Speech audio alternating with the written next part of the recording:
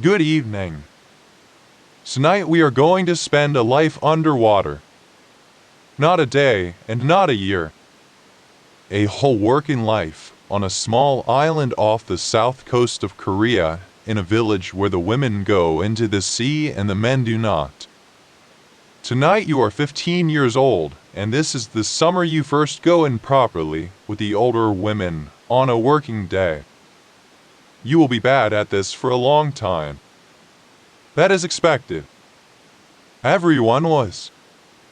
And somewhere much later in this story you will be the oldest woman on the rock, the one who decides whether the youngest girl is ready. Nothing frightening happens tonight. Nobody drowns. It is only a long life of ordinary mornings and cold water and coming up for air. So lie back and let your breathing slow down, because breathing is what this story is about. If you fall asleep somewhere between your first dive and your last, that is perfectly fine. The sea will keep going without you. The island is made of black rock. That is the first thing anyone notices and the last thing anyone forgets. It is an old volcano, and everything on it is built from what the volcano left behind. The walls are black. The field boundaries are black. The pigsty is black. The well is black. The pillars of the harbor are black, and the beaches are not sand but broken black stone with white water moving through it. Between the black there is green, very bright green, because the rain here is generous, and above the green there is one mountain in the middle of everything that you can see from every point on the island, and which is usually wearing a cloud. The walls are the strangest thing to an outsider. They are stacked without mortar, just stone on stone, deliberately loose, with holes all the way through. You would think the wind would knock them down. It is the opposite. The wind here is not an occasional thing, it is a permanent resident, and a solid wall would be pushed over in a season. A wall full of holes lets the wind pass through it, and stands for 200 years. You grew up understanding this without being taught it, the way you understood that the sea is not of you. That is the other thing about this island. Inland people look at the sea. Here, nobody looks at the sea any more than a farmer stands around admiring a field. The sea is where the work is. It has areas and boundaries and seasons and rules and owners in the sense that the village owns the water in front of it and everybody knows exactly where that water ends. Your mother has been diving since she was your age. So has her mother, who is still diving at 61 and who is the one you're actually afraid of. The morning it begins is an ordinary morning in the 6th month. You wake in the dark because everyone wakes in the dark. The house is small and low, thatched, with the rope netting over the roof tied down tight against the wind, and inside there is one warm room and a kitchen and almost nothing else. You eat barley and salted fish and a bowl of soybean paste soup, standing up, quickly. Then to walk down to the water. There are 11 of them and one of you. They carry their gear the way people carry things they have carried 10,000 times, without thinking, the float tucked under one arm, the net bag over the shoulder, the small iron pry bar hanging from the belt. Nobody talks much on the way down. It is too early. Somebody's aunt says something short about the tide and somebody else grunts, and that is the entire conversation for 400 meters. They stop at the fire hut before they go in. This is a low ring of stacked black stone right at the edge of the rocks, open to the sky, with a fire pit in the middle and no roof. It looks like a broken sheep pen. It is the most important building in your life for the next 50 years, and you do not know that yet. Inside the ring, They change. They build up the fire from driftwood and dried grass. They sit close to it. And they start talking, and the talking is completely different from the silence on the walk down. It is loud and fast and unkind in a friendly way, and everyone talks at once. Somebody's daughter-in-law is discussed at length. There is an argument about whose turn it is to bring the good firewood. And through all of that, without it ever being announced, the day gets decided. Where the group will work. How long? Which of the shallow areas the new ones will stay in? Who is going deep? Whether the swell coming in from the southeast is nothing or something. The oldest woman says the last sentence on each of these, and after she says it there is no more discussion. Then everyone stands up, and it is time. The water in the 6th month is not warm. It is not cold like winter, but it is cold like being slapped, and there is a moment at the edge, standing on wet black rock, where every part of you would prefer to stay on the rock. You go in. And the first thing that happens is that you are useless. This is important, and nobody warned you about it, and it's the reason so many girls quit in the first summer. It is not the cold that beats you. It is not the debt. It is that you cannot do anything down there. You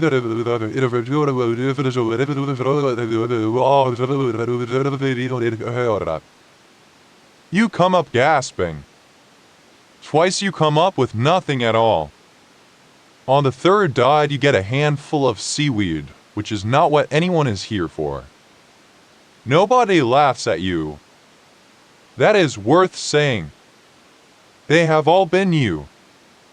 They simply keep working 20 meters away, going down and coming up in a slow rhythm, and every time one of them surfaces, there is a sound. You have heard the sound your entire life from the shore, and you have never once thought about it. It is a whistle. A long, high, breathy note as they break the surface before they take the next breath in. Every woman makes it. It is not decorative, and it's not a song. It is how you get rid of the last of the used air in one push, hard and fast, so that the next breathing can be complete. If you come up and breathe in shallowly on top of old air, you will not last the morning. The sound has a name, and the name simply means the breath sound. From a distance, on a calm day, a whole village of them working sounds like a field full of strange birds. It carries a long way over water. On the island, mothers used to say that they could tell which of the women were still out there by the whistles alone. You spend that first morning trying to make the sound properly. You get it wrong and swallow water and get it wrong again. By the time the group goes in after about 4 hours, your hands have gone stupid. You cannot make your fingers close properly. You climb out onto the rock and the wind hits you and you understand immediately and completely why the fire hut exists. You sit as close to the fire as you can. Somebody hands you a hot sweet potato without looking at you. Your net bag has almost nothing in it. 2 small shellfish and some seaweed you probably should not have bothered with. Your grandmother turns it over with one finger, looks at it for a second, and says nothing at all, which is worse than anything she could have said. Then she says, "You came up too early on the 4th one." And you realize she was watching you the entire time. You go back the next day, and the day after that, and this is the part of the story that has no drama in it at all. You get better very slowly. The improvement does not feel like improvement while it is happening. It feels like nothing changing for weeks, and then, one morning, noticing that you have stopped thinking about your ears. Then nothing for another month, and then noticing that you can see. That is the strangest one. In the beginning, the bottom is a blur of green and shadow, and everything looks the same, and you swim right over things you are hunting for. And then at some point, without a decision being made anywhere, the bottom resolves. The rock is rock and the weed is weed, and the small dark shape in the crack is not a shadow, it is what you came for. Your grandmother tells you the thing she was told, which is that the sea does not hide anything. It only waits for you to be able to look. By the end of the first summer, you can stay down about 20 seconds and come back with something. By the second summer, 30. The women who have been doing this 30 years stay down for over a minute and go far deeper than you, and think nothing of it. There are 3 grades, and everyone knows everyone's grade, and nobody is polite about it. The lowest works the shallows close in water you could stand up in at low tide. You are here for a long time. The middle grade works out where the bottom drops away, and can go down maybe 8 or 10 meters. And then there is the top grade, the ones who go over the edge into the deep ground where the good alone are and where the water is dark and cold even in summer. Nobody appoints you to the next grade. There is no ceremony. What happens is that one morning at the fire, the discussion about who goes where does not include your name in the shallow list, and you understand that you have been moved, and you say nothing about it, and you go where you have been put. The rules are the other half of the training, and they matter more than the swimming. Some of them are practical. You never dive alone. You always know where at least one other float is. You come up before you need to, not when you need to, because the sea gives no warning at all and the water will not tell you that you have gone too far. Some of them are about the group. When the boat is shared, the catch is shared. If an old woman can no longer get out to the good ground, the young ones bring her something anyway, and this is not charity and is never described as charity. And some of them are about the sea itself, and these are the strictest. You do not take a small one. There is a size below which a shellfish stays where it is, no matter how good the day has been, no matter how empty your bag is. Everybody knows the size by feel. Nobody measures it. You do not go out on days the village has closed. Certain beds are shut for months at a time, and even if you were starving you would not touch them, and if you did, you would not be able to sell it, and everyone would know within a day. And the harvest season for each thing opens and closes on a date decided together, and until it opens, the sea might as well be a locked room. You ask once why the rules are so tight when the sea is so big. The oldest woman says the sea is not big. It is exactly as big as the part you can reach, and that part is small, and there are a lot of us. She was right, and it took the rest of the world about 400 years to catch up to a village of women with no formal education had worked out by simply watching what happened when they took too much. The summers pass. 4 of them. Hi. You become, without particularly noticing, a competent worker. Not a great one. Competent. You know the ground in front of your village the way a farmer knows a field. Every rock, every gully, the place where the octopus is usually found, the crack you have been checking for 2 years that have never once had anything in it and which you check anyway. And the year turns over and over, and the year has a shape. Spring is thin and busy. The water is still cold and there is not much in it, but the seaweed is good, and seaweed is money, and the whole village works the shallow rocks for weeks with everyone bent over the same stretch of shoreline like a flock of birds. Summer is the long season. Long days, warm surface water, black rock too hot to sit on, the fire hut used for talking rather than for warmth, and the work steady and unglamorous for months.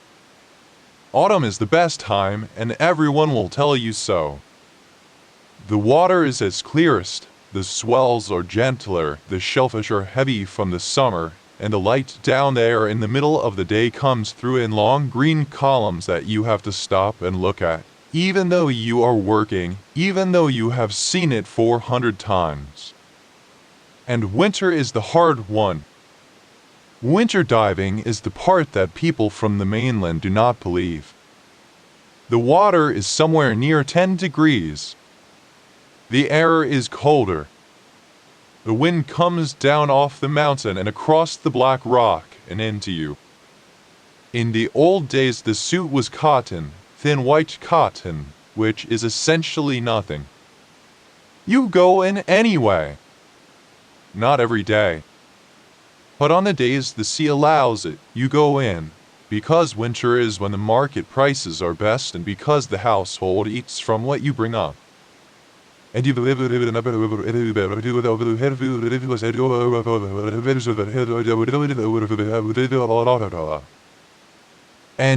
in that ring of black stone with 8 other women in wet cotton, all of you shaking, none of you talking for the first few minutes. And then somebody says something rude about somebody's husband and the whole hut comes apart laughing. Those are the warmest 10 minutes of your life and you will still be thinking about them when you are 80. You marry at 22, which on this island is neither early nor late. He is from 2 villages over and he fishes, which means he is gone for days at a time and comes back smelling of diesel and other people's tobacco. He is not in this story very much, and that is not because anything is wrong. It is because the shape of a life here puts the men on boats and the women on the rocks, and the 2 shapes only overlap in the evenings. What actually changes when you marry is the arithmetic. 4, what you brought up went into your mother's house. Now it goes into yours. And you discover, in the first year, the thing that every woman on this island knows and that outsiders find hard to believe, which is that in this village the money mostly comes out of the water, and the water is worked by women, and so the household accounts are kept by women, and the decisions that follow from accounts are made by women. Your husband would not describe it that way. Nobody would describe it that way. It is simply how the day is built. You have a daughter at 24, and you are back on the rocks 11 days later. This is where a mainland listener usually makes a sound of disapproval, and it is worth saying plainly that nobody here thought it was admirable. It was the arrangement. The baby goes to your mother-in-law, or to whichever grandmother is nearest, or in the very old days into a basket in the shade of the fire hut where the last woman out could hear it. And you go into the water, because the season is short and the season does not care. You will do this 3 times. 2 daughters and a son. The oldest one will be in the water herself before you are ready for it. And in among all that, the years which do not announce themselves. You get strong. Really strong, in a way that is specific and slightly odd. Your legs are enormous and your lungs are enormous and you can walk up the black rock carrying a full net without changing your breathing. Let your shoulders ache in the cold. Your ears ring at night. And you have started to get headaches. Everyone gets the headaches. Nobody in the village has a name for it beyond the obvious one, the diving headache, and everybody has it, and the older women have it worse.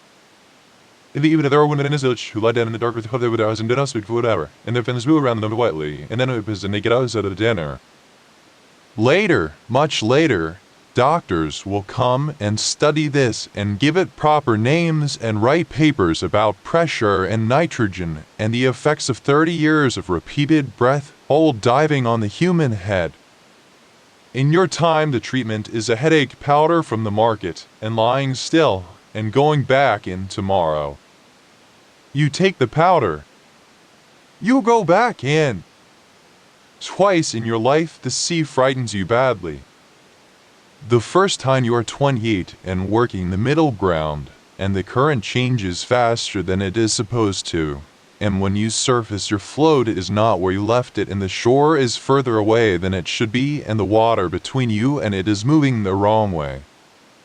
You do not panic, because panicking uses air, and every part of your training is really about not using air.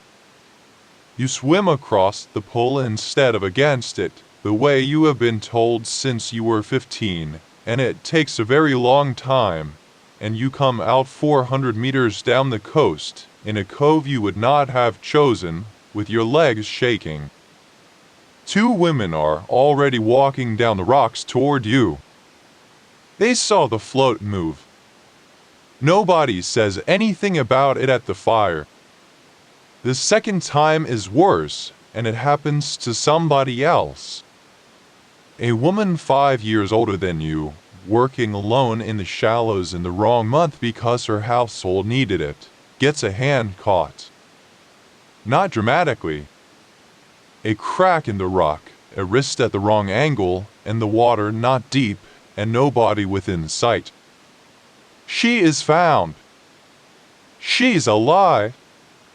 She has a scar on that wrist for the rest of her life, and she never once works alone again, and neither does anybody else in this village for about 10 years, until the memory goes soft and the young ones start taking chances again, which is what young ones do.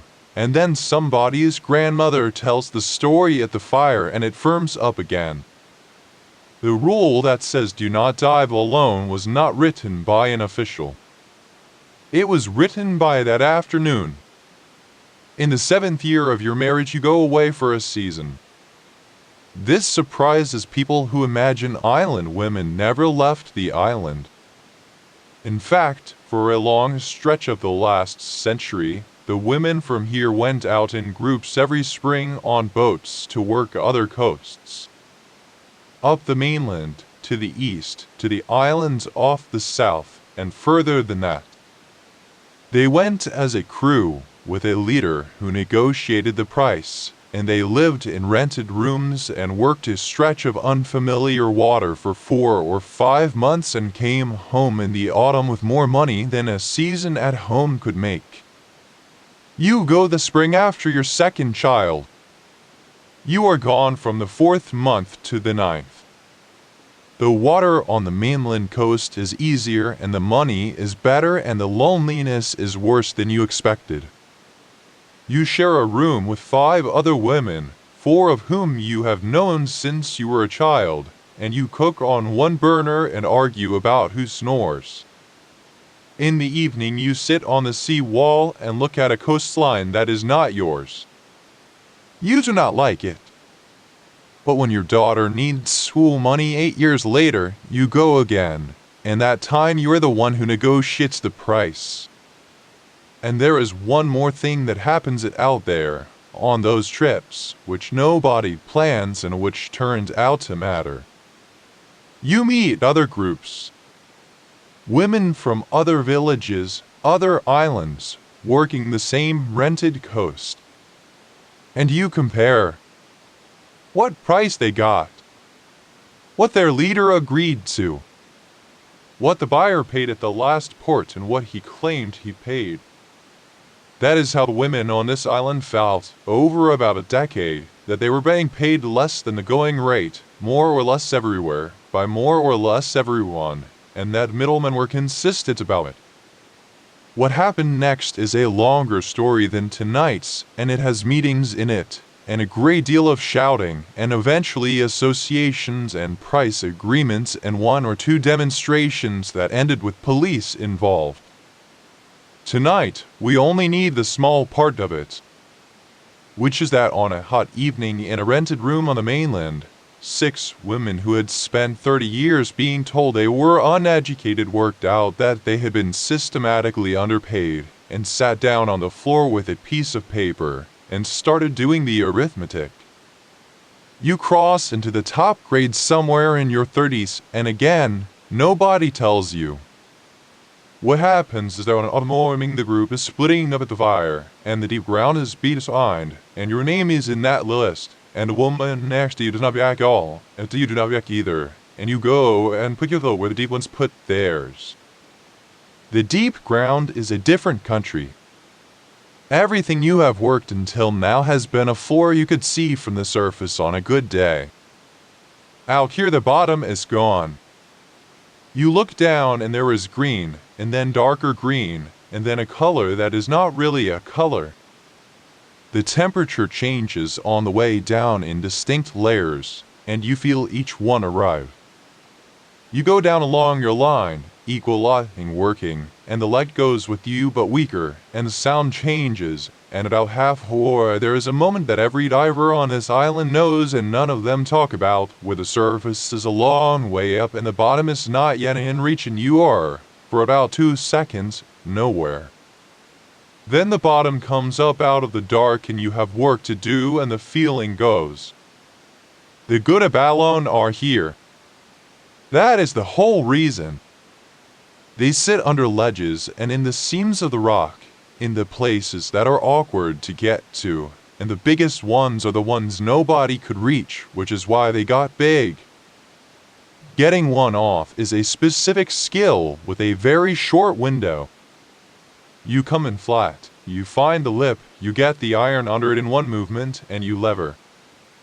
If you hesitate, it clamps, and once it clamps, it is not coming off. Not today, not by you, not with the 20 seconds you have left. The old women say you get one try, and the shellfish gets one warning, and after that you are just visiting. You come up with 2. Then, on a good tide, 4. Your grandmother is 71 that year and still working the middle ground, and when she sees your bag, she picks up the biggest one and turns it over and looks at the shell for a while. She says it is a good one. Then she says you are down a long time, which is not a compliment. It is the thing she has been saying to you for 20 years in different words, and it means the same thing every time, which is that the sea will let you stay as long as you like, and the price for that is collected later and without warning. Every diver in this village knows somebody it was collected from. The management of the ground is the other half of being a senior diver, and it is not glamorous and takes up more hours than the diving. There are meetings. Actual meetings in the village hall with an agenda. Which beds open when? How long the closed season runs this year given the water temperature? Whether the seed shellfish the county provided should go on the east ground or the south. What to do about the boat crews from another village who have twice now been seen inside the line. You are on the committee by 40, which is not an honor so much as a rota. And you spend a shocking number of your winter evenings in a cold room arguing with women you have known your whole life about the size limit, which nobody wants to raise and everybody knows should be raised. In the 3rd month, every year, the village holds the ceremony for the sea. It is old, and it is for the goddess of the wind who arrives in the spring and leaves again at the end of the month, and while she is here the sea is treated with particular care. They set out a table on the rocks near the fire hut. Rice, fruit, a bowl of clear water. The shaman comes, and she is a working woman from the next village who does this alongside everything else, and the ceremony goes for most of a day with drums and chanting and long sections where everybody is standing around eating. Some of the women believe every word of it. Some of them believe none of it and would not miss it for anything. Nobody has ever thought this was a contradiction. What everybody agrees on is the list. Because near the end, the names are read. The women of this village who went into the water and did not come out, going back as far as anyone kept a record. It is not a long list for a village that has sent its women into the sea for 400 years. But it's not a short one either. Your grandmother's older sister is on it. She went in the year before your mother was born at 26, on a calm day, and nobody ever established exactly what happened.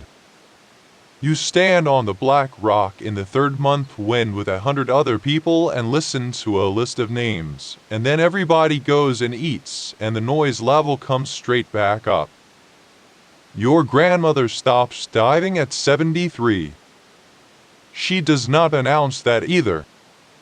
She simply stops going down to the fire hut in the mornings, and after about 2 weeks somebody says it out loud, and that is that. She still comes down some days. She sits on the wall above the fire hut with her hands in her lap and watches the floats. She can name every woman out there from the pattern of the float alone. She corrects people's technique from 400 meters away, out loud, to nobody. You bring her something from the bag most weeks. Not alive. A few of the small ones, the kind you would not sell. She always says the same thing, which is that you did not need to. And then she takes it. Here is what it is actually like down there, because people always ask, and the honest answer is that it depends entirely on the day. On a bad day, it is a gray-green room with the lights turned off. The swell moves the weed back into it, the muscle sweeps, and the visibility is 2 meters, and you work almost with touch, running your hand along the rock the way you would in a dark house you grew up in. On a good day in the autumn, it's one of the more beautiful places a person can go. The water goes clear enough that from the surface you can see the bottom at 8 meters, and when you go down the light comes with you in long columns that move when the surface moves. The rock is covered in things. Purple crust and pink crust and dark red fans and the flat brown leaves of kelp bending all in one direction, and then, when the current turns, all in the other. There are sea urchins in every crack, black and slow. There are small fish that do not care about you at all and slightly larger fish that leave. There is a particular kind of soft coral that grows in the deeper seas and that you were told as a child not to touch, for no reason anyone could ever explain. You have seen turtles 4 times in 50 years. Twice close. You have seen an octopus more times than you can count, and you have a complicated relationship with them, because they are worth good money and because they are unmistakably paying attention to you.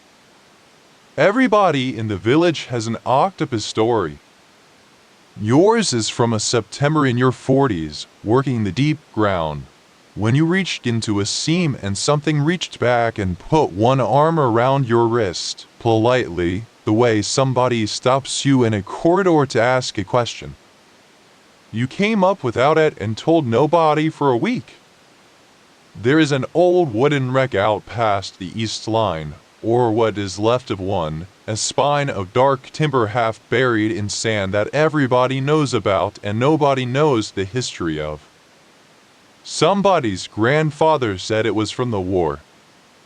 Somebody else's said it was much older. It is a landmark, mostly. You give directions by it. And there is the sand.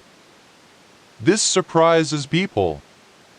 Between the rocky grounds there are wide flat stretches of pale sand, and on a clear day at the right hour they are the brightest thing in the sea, and crossing one is like walking across a field at noon. There is nothing to harvest there. You cross them to get somewhere else, and you always slow down a little. The seasons happen down there too, and you can read them. In spring, the kelp comes up fast and thick, a whole forest of it in a few weeks, and the ground you knew in winter is suddenly a room full of furniture. In late summer, it thins and tatters and starts to break away, and the water fills with drifting pieces of it. In autumn, everything is clear and heavy and full. In winter, the ground is bare and clean, and you can see the shape of the rock itself, the actual bones of it, in a way you cannot at any other time of the year. 50 years of watching that twice a day, 4 seasons a year, is why an old woman on this island can tell you what the water temperature is doing without a thermometer, and why she is usually right. Then there's the other end of the work, which nobody puts in the documentaries. You have to sell it. The bag comes out of the water and gets carried up the black rock and dumped on the flat place by the hut, and then it gets sorted, and sorting is a job in itself and takes as long as some of the diving. The undersized ones, which you did not take, are not in the bag. What is in the bag gets separated by kind and by grade, and the grading is a matter of judgment, and everyone's judgment is slightly different, and this is a permanent low-level argument in the village. Then the buyer. He comes in a truck 3 times a week in the good season, and he parks at the top of the road, and he has a set of scales and a notebook and an expression of permanent mild disappointment. The relationship between the divers and the buyer is one of the great long-running dramas of your life. He is not a villain. He has his own costs and his own buyers further up the chain, and there are years when he genuinely loses money. He is also, without question, keeping some of what should be yours, and everybody knows it, and the negotiation every single time is about how much. For decades, the women dealt with him one at a time, which is exactly how he preferred it, and which meant the price was whatever he said it was that morning. The change, when it came, was not dramatic. It was 4 women standing at the truck instead of 1, and then 8, and then the whole group, and then, eventually, an agreement in writing about the base price for the season, negotiated in the winter in the hall, before anybody went in the water. The price went up by about 1/3 in 3 years. Nothing else about the work changed at all. The same rock, the same cold, the same 20 seconds at the bottom. But the money that came out of it changed, and the money is why the houses on this island have concrete floors and why your children went to school on the mainland. And it changed because a group of women who had been told their whole lives that they were uneducated stopped negotiating one at a time. That is worth remembering the next time somebody describes this village as a charming survival of an old way of life. It is a workplace. It has always been a workplace. The women in it have opinions about margins. The suits arrive when you're somewhere in your 40s, and they change everything, and everybody argues about them for years. Before, it was cotton. Thin white cotton, cut close, and in winter that meant an hour in the water and then an hour at the fire, and that was your day. The rubber suit means 3 hours. Thor. It means winter is a working season instead of a series of raids. The old women hate them at first, and their reasons are not sentimental. The first reason is money. A suit costs more than most households have lying around, and everyone has to buy one, because once some of the group can stay in for 4 hours, the ones in cotton are simply left behind. The second reason is better, and turns out to be right. The cotton, they said, was the limit. Not a limit anybody liked, but a limit that was doing a job. When you can only stay in for an hour, there is only so much you can take, and only so much your body can be asked to do. Give everybody rubber and everybody will stay in until the ground is stripped and their heads are ringing, because everybody needs money and nobody wants to be the one who came out early. That is more or less what happened for a while. The catches went up sharply for a few seasons, and then the beds got noticeably thinner and the meetings got noticeably louder. Which is how the closed seasons got longer, and the size limit finally got raised in a village hall, in the winter, by a show of hands from about 60 women in their 50s and 60s who had spent that autumn watching the same rock produce less than it used to. The other change is quieter and much larger. The young ones stop coming.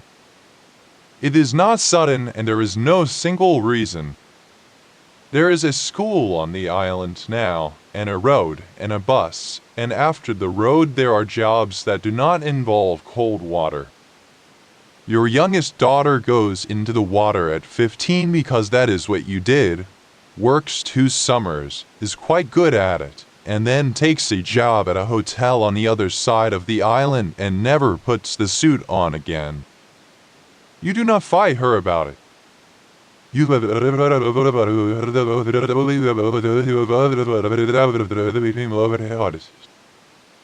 the time you are 60, the youngest woman at your fire hut is 48.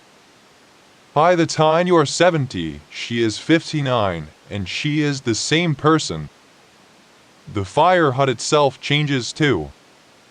Somebody builds a small concrete building next to the old stone ring with a proper roof and a gas heater and a floor you can put a bag down on. It is warmer and cleaner and much less beautiful, and everybody uses it, and the old ring of black stone sits there beside it slowly filling up with grass. The talk inside is exactly the same as it was in 1950. Somebody's daughter-in-law. Whose turn it is. What the buyer paid, and what he claimed he paid. And the sea, meanwhile, does not particularly notice any of it. That is the thing you find yourself thinking about more in the later years. The water in front of your village is the same water. The rock you have been checking for 50 years, the one that never has anything in it, is still there and still empty. The current still turns at the same point of the tide. The autumn light still comes down in long green columns in the middle of a clear day, and you still stop, in the middle of working, and look at it. You are 68 when the researchers come. 2 of them from a university, polite, with notebooks and a recorder, and they want to know about the whistle. They want to record it and measure it and understand how the breathing works. You are irritated by this for about 10 minutes and then you find that you enjoy it enormously, because nobody has ever asked you a technical question about your own work before, and it turns out you know a great deal. You explain the whistle. You explain that the first breath after you surface is the one that matters, and the second one is a lie your body tells you. You explain how you know when to come up, which is not by counting, and which you have never had to put into words before, and which takes you 3 attempts to say properly. One of them asks how deep you used to go, and you tell her, and she does not believe you, and then she checks with 2 other women and comes back rather quieter. They come back the following year with more people. Then there are more papers, and then a documentary crew, and then, some years after that, the whole thing is put on an international list of practices that ought to be protected. The women at the fire hut have a complicated relationship with all of this. On the one hand, there is real pride, and nobody pretends otherwise.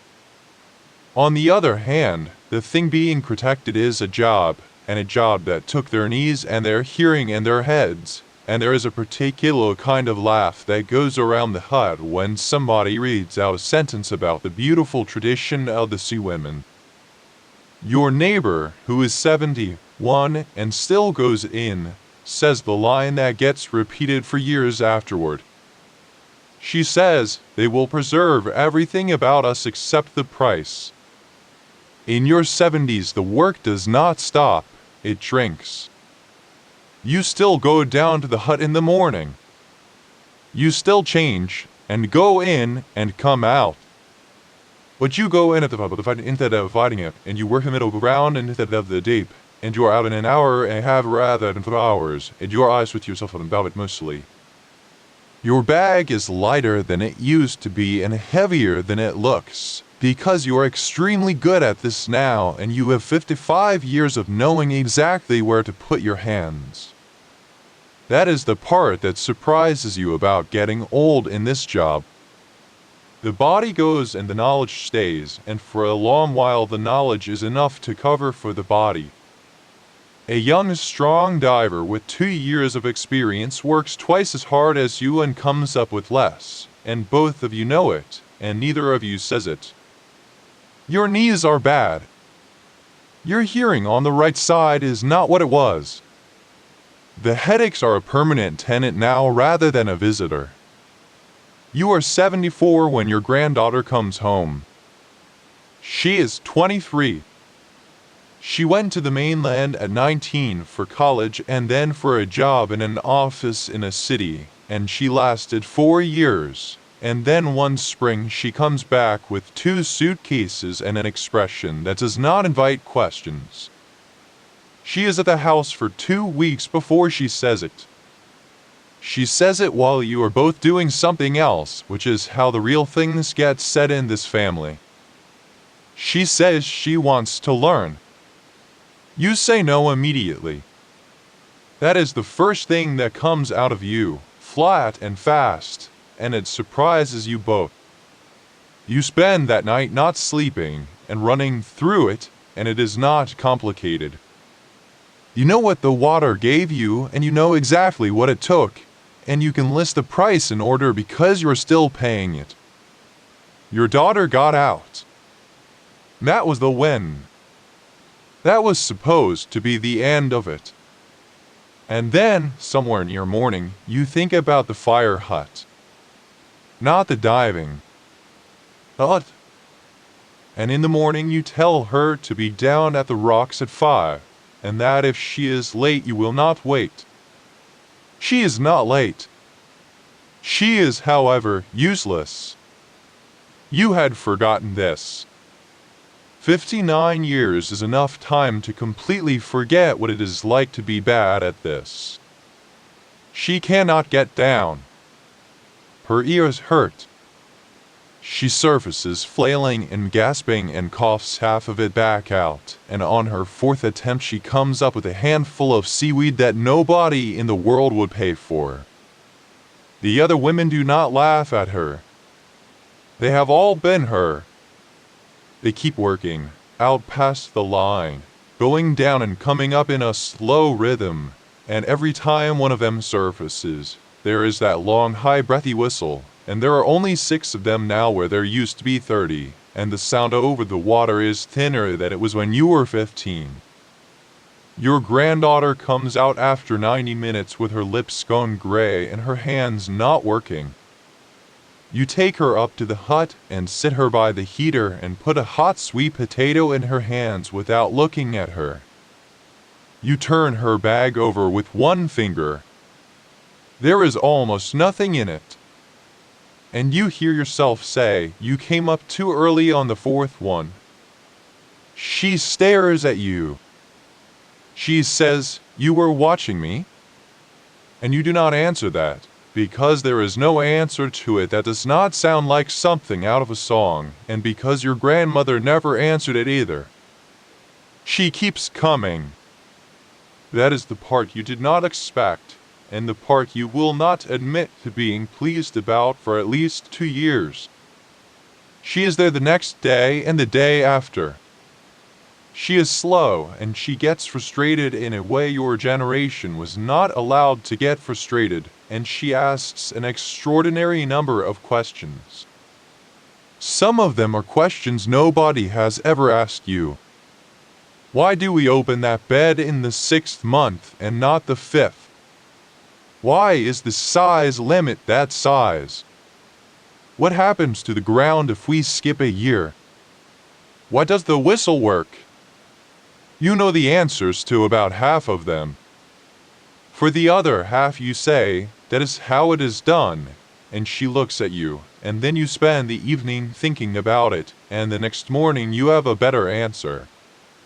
By her third summer she can stay down 40 seconds and she has the whistle, properly, the hard clean push of it, and when she surfaces across the water you can pick her out with your eyes shut. By her fifth summer, she is on the committee, and she is the one arguing to raise the size limit again, and she is losing the argument the same way you lost it 30 years ago, and she will win it eventually the same way you eventually did. She dives with a watch and a phone in a waterproof bag, and she posts photographs of the ground to people on the mainland who have never seen it, and about this you have said nothing, ever, because you saw what happened to the women who complained about the rubber suits. You do not know which day was your last one. That is how it goes for almost everybody, and it is worth saying, because people expect a final dive with some weight to it. There is no such thing. There is a Tuesday in the 9th month with a light swell and a decent tide, and you work an hour, and you come up with 3, and you sit at the fire and somebody complains about the price of onions, and you walk home. And then the weather turns, and then your hip is bad for a while, and then it is the closed season, and then it is winter, and by the time the water is workable again the question has quietly answered itself. Nobody announces it. You simply stop going down in the mornings. For the first month you are furious, in a way you do not show to anyone. Then it passes, and what is left is stranger and calmer than fury, which is that you have 5 hours in the morning and nothing to put in them. So you go down to the rocks anyway. You sit on the low wall above the hut, with your hands in your lap, where your grandmother sat, in what you now understand was not idleness. You can name every woman out there from the pattern of her float. You know who is having a bad morning by how long she is staying down. You correct people's technique from 400 meters away, out loud, to nobody. Your granddaughter comes up the rocks at the end of the morning and sits next to you and does not say anything for a while, which she learned from you, and which you learned from your grandmother. Then she tells you what the water was like, in detail, because she has worked out that this is the thing you want, and because she is much kinder than you were at her age. There were 11 of them when you started. Then 30, in the good years. Then 6. There are 9 now, which is more than there were 10 years ago, and 4 of them are under 40. Nobody would call that a recovery. But it is not nothing, and at the fire in the morning there is an argument going on about the east ground that involves 2 generations, and an argument is a sign of life. The ground itself is in better shape than it was when you were 50. The size limit held. The closed seasons held. The beds that were stripped in the rubber suit years came back, slowly, over about 15 years, because a lot of women in a cold room decided to take less for a while. That is the whole of the environmental policy of this village, and it worked. In the 3rd month there is the ceremony, the same one, on the same rocks. The table goes out. Rice, fruit, a bowl of clear water. The shaman is the daughter of the woman who used to do it. The drums are the same drums. And near the end they read the list of names. The women who went into the water and did not come out. Your grandmother's older sister, who was 26 in a year before you were born. 2 names from the 50s. 1 from the year you married. 1 from a bad winter in the 80s. There have been none for a long time now. You stand on the black rock in the wind with your granddaughter on one side and about 80 other people around you, and you listen to the list, and then it ends and everybody goes and eats and the noise comes straight back up, and that is exactly how it should be.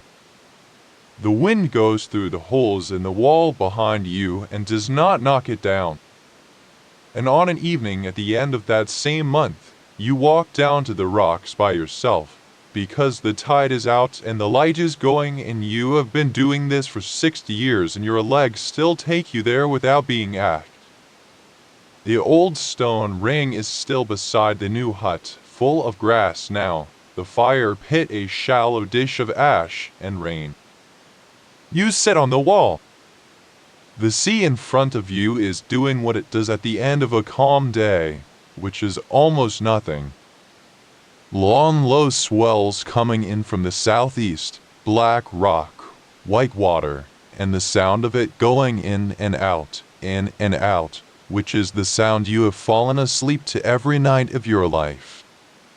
Somewhere out past the line, a float is still on the water. Somebody is working late. You watch for a while, and then, faint and thin and carrying a long way over the flat evening water, there it is. The whistle! One long high breath, pushed all the way out.